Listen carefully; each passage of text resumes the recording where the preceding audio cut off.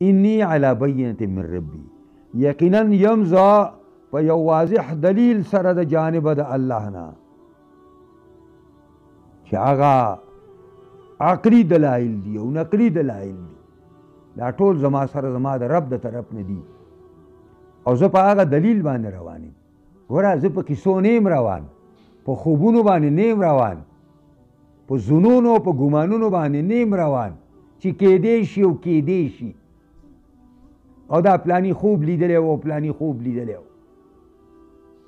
او بیا ورته کیسه شروع کا او د ځانه کیسه سازه کا او خلکو ته یې وکړه، او خلک وایي سبحان الله سبحان الله. نو زه حاضر کې وداسې دی خو دی پې پوهېږي نه، هغوی وایي سبحان الله هذا بهتان عظیم. دغه چمچې ځان ته کېنولي دی خبره کوي، هلکه ته څه وایې پکې؟ او سبحان الله.